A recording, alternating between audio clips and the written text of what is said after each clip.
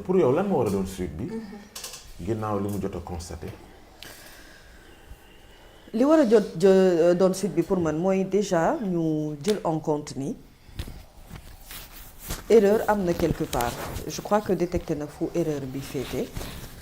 maintenant il faut corriger ces erreurs là pour les prochaines cultures agricoles yi nga xamante ne ñooy à suivre. xam nga Pape. Sénégal dañoo yàgg jël discours souveraineté alimentaire pratiquement régime yu bari bu ñuy ñëw dafay bokk ci seen ay programme le secteur agricole ñu mettre ko au devant de la scène mais réellement il n'y a pas une vraie politique agricole au Sénégal loolu moo indi constat bi nga xam ne premier ministre bi def na ko sur le terrain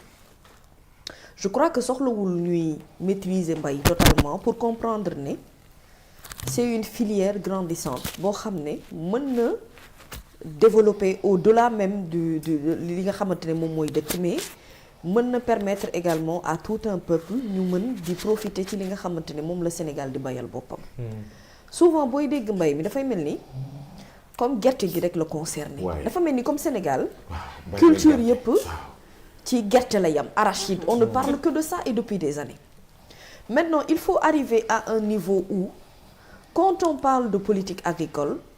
qu'on parle également de la possibilité ñu multiplier li nga xam ne moom mooy li ñuy bay Sénégal te dëgg-dëgg mu doon li nga xam ne moom la Sénégal yi di gën a utiliser di gën a use. Aujourd'hui moi quand j'ai écouté le ministre Mabouba Diagne j'avoue que j'ai été quand même séduite parce que je te disais que li muy wax dafa am construction maanaam li muy wax dafa am cohérence voilà c'est le mot mooy ne c'est quelqu'un boo xam ne il maîtrise ce qu'il dit te dans la projection yow di nga gis ne amaana tey Sénégal mën naa yegg foo xamante ne dëgg-dëgg bay dundee googu dafay nekk une vraie réalité mu bañ a doon juste ay kàddu politique. Aujourd'hui ce que ce gouvernement sénégalais là a fait bu ci amul woon erreur sax doon na ma jaaxal ndax xam nga lu tax. ñoom bi ñu faloo yegg si li gën a difficile ci état moom la ñu réussir mooy dañoo éponger lépp luy bor. ak lépp luy dette yoo xamante ne moom moo amoon ci secteur bi. li ñu financé jëm ci wàllu intrant yi aujourd'hui li nga xamante ne moom mooy seen atteinte d'objectif daanaka mënuñu wax ne dëgg-dëgg réussiruñu ko problème bi ñu am mooy le suivi dans le travail. parce que bu fekkente ne aujourd'hui le ministre de l'agriculture am na loo xamante ne liggéey na ko en termes de loo xam ne daf ko ci jot a investir ba noppi te ñu gis résultat wu investissement bi mooy ne dégg nga fi Sénégal fu ñu lay waxee ne dem nañu ba léegi tëj nañu marché importation ci lu jëm ci wàllu soble ak lu jëm ci wàllu pomme de terre c'est une très bonne chose. Aujourd'hui li nga xamante ne moom moo jëm ci production wu légumes yi booy xool de plus en plus c'est même devenu un nouveau business. par rapport ak ñu bari ñoo xamante ne te mën nañu yegg foo xam ne yow dañuy dem ba culture botanique boobu ak lu jëm ci ak mbayum légume gi ku nekk boo amee sa espace de terrain ca biir kër day finalement nekk une culture normale. nga xam ne néewuma sax du yàq activité bi bu baax a baax mais dinañ yegg niveau boo xamante ne on n'aura pas certainement besoin ñuy dem ci ay supermarché wala à la limite di dem ci marché bi di ravitailler wu ci yenn yoo xamante ne ñun mën nañu am culture defal ko suñu bopp. beneen bi ci topp mooy aujourd'hui lu jëm ci mbayum ceeb bi dëgg la bay nañu ceeb mais ñenn ñi dañu revenir ñu ne il faut qu'on retravaille li nga xamante ne moo jëm ci wàllu qualité bi ak lu jëm ci wàllu distribution bi même problème ngay am aujourd'hui ci mbay mi te boo ne mbay mi rek automatiquement sa xel ci gerte lay dem. est-ce que Sénégal gerte rek la war di bay. est-ce que aujourd'hui waruñu mën a arriver à un niveau boo xamante ne te gëm naa ne loolu ce sont les étapes suivantes mooy ne bu agriculture defee wàllam ba pare commercialisation bi def wàllam finance def wàllam ñu arriver à un niveau boo xamante ne industrialisation bi day def wàllam parce que liggéey boobu bu nu ko defee faaw nu traité ko bu nu ko traité il faut ñu gérer li nga xamante ne moom moo jëm ci paquetage yi il faut ñu gérer loo xamante ne moo jëm ci distribution yi ba mu yegg ci biir kër yi te loolu travail de chaîne la. L'erreur ou les erreurs qu'ont commis Cheikh Diba et le ministre du commerce pour man ce sont des erreurs à corriger pour que ci culture bii di ñëw li leen dal ci atum ren bi mu bañ leen a dalati parce que dëgg-dëgg nag coowal mbay daan na gën a bari ci réew mi. lu jëm ci wàllu kaas gi lu jëm ci wàllu fexe ba ni nga xamante ne moom mooy baykat bi mën a écouler ay produits yam ndax baykat bi itam bu bayee njàkkaarloog mbayam xamul lu muy def ba écouler ko loolu tamit c'est un problème. Donc système commercialisation bi il faut ñu liggéey ko beneen bi ci topp mooy Sénégal dañuy wax souveraineté alimentaire mais en réalité tu te demandes est-ce que mooy priorité Sénégal pourquoi parce que y a pas beaucoup de banques et y a pas beaucoup d'investisseurs réellement yoo xamante ne dañuy ñëw ne lii ci secteur agriculture rek laa ko bëgg a def. Pire da ngay gis ay sénégalais yoo xamante ne dañuy nekk bitim réew nekk diaspora bëgg nañu ñëw de bëgg nañu développer ay filières agricoles yu mag comme ni ñu koy gisee ci yeneen réew mais souvent dañuy am difficulté pour avoir accès par exemple au projet. bu ñu amee seen projet bopp am nañu accès bu difficile pour que ñu mën a am ci lu jëm ci wàllu financement. Et li gën a neex mooy ne ce gouvernement a réussi à convaincre la jeunesse que l'avenir de ce pays ba ñoom seen avenir u bopp mën naa nekk ci wàllum mbay mi ak ci wàllum agriculture. Avant on n'avait pas ça te l'agriculture peut résoudre beaucoup de problèmes mooy ne dina wàññi phénomène exode rural. Parce que tous ceux yi nga xamante ne dañoo abandonné woon les terres pour ñëw à Dakar wala ñëw dans les villes les plus proches Thiès et autres jàppoon ne xëy na ci économiquement parlant foofu la ñuy gën a mën a sukkandikoo retour à la terre dafay nekk une réalité. Maintenant tout ce qui reste pour moi c'est des clés à adapter mais tout ne peut pas se faire en un mandat. Par contre ñun Sénégal li ñu tàmmul mooy l'attitude du Premier ministre et j'ai aimé dans tout ce qu'il a dit le fait que mu préciser que ce n'est pas Ousmane Sonko qui s'est déplacé c'est le Premier ministre parce qu'à un moment donné buy délivrer message am nit ñi duñu déglu lu bari man j'étais étonnée de voir que il y avait plus de brouhaha que dans le contenu lu nit ñi déglu fa mel ni comme si une forme de politisation et c'est ça qu'il voulait éviter parce que bëggul woon mu virer dans la politique parce que l'affaire agricole normalement ne doit rien avoir avec la politique. te tàmmuñu itam gis homme d'état boo xamante ne daf ñuy wax dëgg on n'est pas habitué à avoir un discours de vérité aussi cru ñun Sénégal tàmmuñu loolu. li ñu tàmm mooy maslaha li ñu tàmm mooy discuter ci ay mbir yoo xamante ne ci ay bureau la yam et ça du Ousmane Sonko en fait ñi ko xam jege ko jege dañ lay wax ne Ousmane Sonko sax bul def erreur jëw ci kanamam ndax boo jëwee ci kanamam ka ngay waxal bu ñëwee mënu ko diwkat moo ma ne woon lii ak lii ci yow. xam nga koo xam ne nag doo jëw ci kanamam kooku mënoo séntu yow mu lay jëw li mu la war a wax da la koy wax nga di ko dégg mu lay neex di la naqari c'est ça la vérité des faits te da ngay comprendre ne kon réellement il y a un travail gouvernemental qui est fait au niveau même du Conseil des ministres donc soit il y a un problème de relais par rapport ak l'information bi mu war a moom am réellement ba mu ressentir le besoin parce que descendre sur le terrain ñaar moo koy justifier benn il veut connaître la situation réelle bi nga xamante ne moom moo am sur le terrain ndax boo wàccul ci terrain yi ay rapport écrit ngay am et souvent mën na bañ a correspondre dëgg-dëgg ak la réalité bi nga xam ne moom moo am sur le terrain beneen bi c'est affirmer sa proximité par rapport à ces agriculteurs qui peuvent être d'excellents partenaires pour demain su fekkente ne la bonne communication maintenir nañ ko ci diggante bi l'intelligentsia de Ousmane Sonko c'est de dire aux producteurs dëgg la naam li ma déplacé wu politique taxumaa jóg man premier ministre maa ñëw ànd ak ministre yi nga xamante ne ñoom la concerné ci mbir mi ni mel sama état jël na responsabilité par rapport ak moom li mu lajji waaye yéen tamit xam leen li mën a ne mooy ne nit boo ko bëggee liggéeyal tamit boo ko tegalee ay projet tegal ko xaalis te ci dëkk boo xamante ne on est tellement habitué à un chantage émotionnel à la limite chantage sax dans le secteur de l'agriculture comme ni mu amee ci yeneen secteurs yoo xam ne dañ naan la souvent Sénégal on priorise lépp lu jëm ci affaire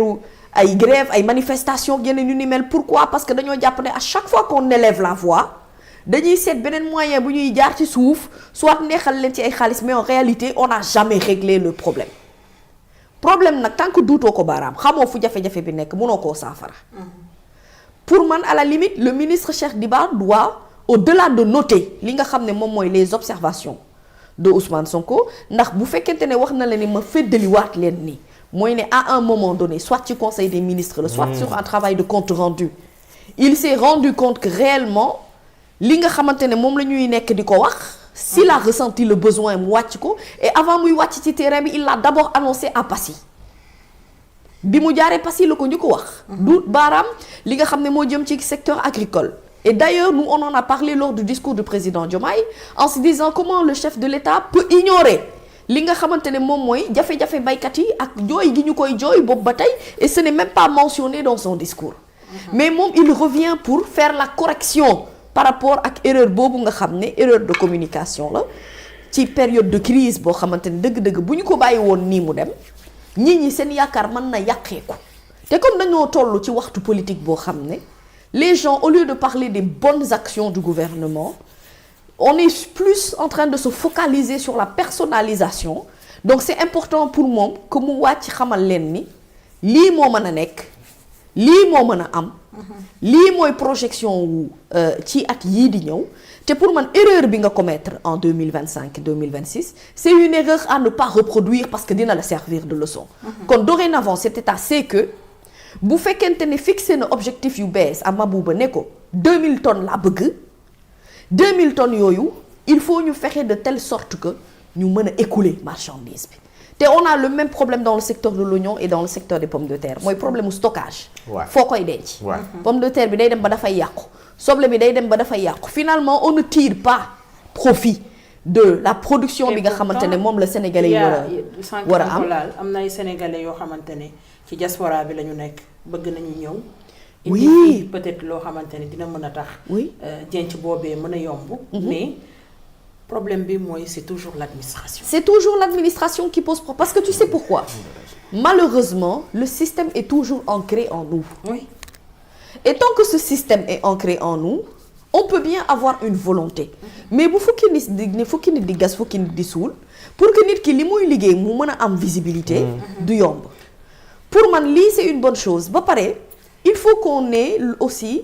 ñu mën a nangu ni critique dafa baax ci liggéey. Absolument. On ne peut pas tout le temps vous applaudir en vous disant oui vous êtes un excellent ministre ou un excellent premier ministre kii nga xamante ne moo lay jàppale ci sa liggéey mooy ki lay wan ni la wax dëgg yàlla ci li nga xamante ne moom lañ ñu dénk niveau de responsabilité yi ci lii ak lii la féetewoo. Cheikh Diba am na ci part de responsabilité on va peut-être corriger aujourd'hui avec les banques comme BNDE et autres yu taxaw positionné wu pour jàppale li nga xamante ne moom moo jëm ci secteur agriculture mais il faut comprendre que cette souveraineté alimentaire elle ne s'acquiert pas en un mandat c'est un travail constructif et évolutif il faut qu'on arrive à avoir de grandes usines de traitement il faut qu'on arrive dans ce pays à ce que ñu mën a am une usine d'exploitation de distribution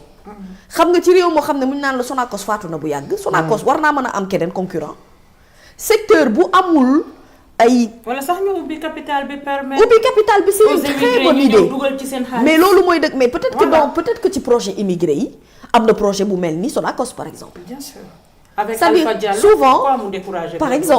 par exemple mais c'est-à-dire man li ma déranger mooy à chaque fois qu'on parle de mbay j'ai l'impression que benn variété de produits rek. moom moo nekk ci Sénégal alors que si on nous parle que avec l'exploitation des phosphates et autres xëy na amaana ak lu ñu mën a jëlee lu tuut ak lu néew ci sunu pétrole bu fekkee dëgg-dëgg la politique agricole moom mooy la politique de développement de l'État mooy ne on doit pouvoir aujourd'hui produire autre chose que des oignons des pommes de terre du riz et du gerte on doit pouvoir proposer autre chose aux Sénégalais selon les besoins des ménages parce que ménage yi itam li nu soxla moom la ñuy dem di ko jëfandikoo ji ci marché bi bu fekkente ne amul proposition boobu ci marché bi ils seront obligés d'aller utiliser des produits qui nous viennent d'ailleurs et tant que exportation bi mu ngi continuer di dugg fii ñun lu ñu soxla dëgg-dëgg ci sunu valeur marchande en termes d'importation dafa am lu bari lu ciy manqué donc pour man la hauteur de nos ministres c'est de ne pas voir la critique comme une attaque boo xam ne dañ ko jëmale ci ñoom mais c'est de corriger une erreur pour que ça ne se reproduise pas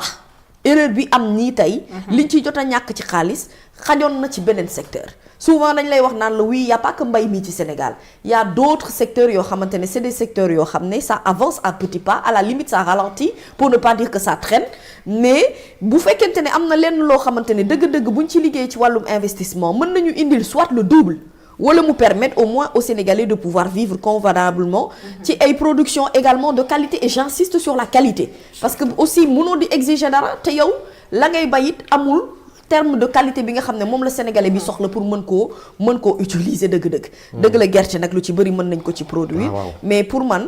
réellement je rêve d'un Sénégal boo xam ne on a compris comme dans certains états français nga xamante ne c'est des états presque agricoles à la limite on a cette possibilité là parce que nous avons des terres yu ñuy permettre ñu mën a bay loolee on a des espaces yu ñuy permettre ñu mën a dem dans l'industrialisation li na bu di wax mooy ne on permet également aux autres investisseurs qui sont certes sénégalais mais qui ont les moyens de venir aujourd'hui au Sénégal pour dire damaa bëgg ñëw investir ci secteur agricole bi état xam nu ngi koy jàppale ku ci nekk jël sa pourcentage mais l'intérêt mooy que sénégalais bi mën cee gis boppam bu baax. Absolument. Pour man réellement c'est ça. Il faut que prendre conscience que ni l'agriculture dañu war a créer une chaîne de valeur tout autour. loolu dëgg. Voilà. chaîne de valeur la sax. Voilà. mais chaîne de valeur bi li mu lajj moo tax daanaka lu secteur agricole bi liggéey wala ministre bi lu mu liggéey day mel ni moom moo lajj ci point boobu. Et puis mami problème moom li mu liggéey dafa am ko war a jël relais bi. parce que bu daana baax bay bu baax. am problème mu écoulé ko mu jafe ci ñoom te peut-être nañu ko daan soxlaa état bi jéego yi mu ci def ren c'est à saluer. non état parce bi que ay état bi jafe-jafe jàmbaar yu métti lañu lañ daan dund. jàmbaar gis nga lañu bu de. njëkk ba xam nga lan moo amoon man dama am ay parents baykat ñi ci ëpp doole ñoo daan am benn link ministère link boobu moo leen di boolee ku jënd seen ji ñooñu duñ am problème waaw mais ñeneen ñi nga xamante ne dañuy bay di dundee ñoo nekk ci jafe-jafe. mais ñooñu dañuy sonn. ñooñu nga xamante ne dañu war a jaay pour mën a ami koppar pour mën a jënd jur pour mën a fexewaat waajal beneen saison des pluies ñooñu ñooy nekk ci jafe-jafe. waaw bala maa dee nag ñuy politiquer Sénégal ay distribution de tracteurs. parce que ki am doole jël am na nañu ay tracteurs kat am na doole. yóbbu nañ ko ci bërëb sàngam mais tracteurs yi finalement booy xool kan mooy propriétaire u tracteurs yooyu c'est des gens qui ne sont pas dans le besoin comme tu dis. À la limite ils sont considérés comme de grands producteurs. C'est ça. Est-ce que ñooñu réellement soxla nañu ko. c'est-à-dire mbay mi itam boo bëggee am ay résultats foog mbay mi évoluer. mooy li leen Ousmane Sonko wax démb te loolooy dëgg.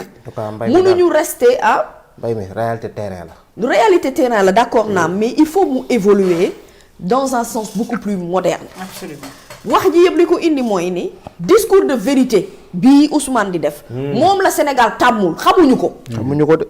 à la limite bu ñu ko defee sax dañuy jàpp ne ah oui moom kat jam na ministre bi moom kat lii na ko alors que da koo wax dëgg. te dëgg mooy doxalub réew. ay réew moo xamante ne saa waay tappale ak naafiq moo ko yor ay juróom benn fukki at. boo ko bëggee jubbanti te amoo langage de vérité c'est-à-dire mën nga liggéey fii ba suba mais li ngay liggéey neen lay doon. te pour Ousmane quelqu'un boo xam ne il ne compte presque que sur lui-même et quand je dis sur lui-même mooy ne lu bon moom la ñu koy toftal lu baax it sax du ñu jéem a seet mérite ba jox ko totalement kon moom il est obligé de se retrousser les manches wàccal boppam sur le terrain pour xamal nit ñi ne lii yitte askan wi te ngeen yaakaar ne moom dégg ko. mu ngi koy dégg bu baax on a besoin de gouvernants qui sont à l'écoute de leur peuple di déglu li askan wi soxla li ñu yittewoo ñu ciy dox doon ay baay faalu askan wi loolu lañ leen yittewee woon parce que loolu c'était le message du début bi ñuy former seen ay gouvernement dañ leen ne woon bëgguñu ministre yoo xam ne ils sont inaccessibles bëgguñu ministre yoo xam ne dañuy tëju ci seen ay bureau di dajale ay dossiers ak i courrier bëgguñu ay ministres yoo xamante ne du ñu def travail de mise en compte boo xamante ne rendre compte boo xamante ne dafay fidèle par rapport ak la réalité du terrain. bëgguñu ministre boo xamante ne tu es susceptible aux critiques. bëgguñu ministre boo xamante ne nii doo waxkatu dëgg. bëgguñu ministre boo xamante ne saa waay sañse ak siri chaussure moo lay tax a jóg dem ci ay atelier ak i séminaire dañoo bëgg gouvernement boo xamante ne ay bàyyi faalu askan wi la ñuy doon nit nag li ngay wuyoo da nga koy nuyoo li ngay xeeñ it da nga koy tocc mi ko ndax ñu mën a xam ne Karité Fatou Kaba la wala leneen lu mu ci mënti doon it Ousmane Sonko mooy ne wàcc na sur le terrain bi wan na leen ne liggéey bi fii la ne fi mu lajj nag moom seetlul na ko boppam ñi nga xam ne ñoo ci am responsabilité qu'ils en tirent les conséquences pour que des erreurs comme ça ne se commettent plus bu déwénee dinañu fekk ci beneen waxtu ñuy waxtaanee leneen waaye du doon poñ boo xamante ne ñoom lajj nañ ci ba noppi ndax bu boobaa fekk na am nañ ci expérience bi ci soxla ba pare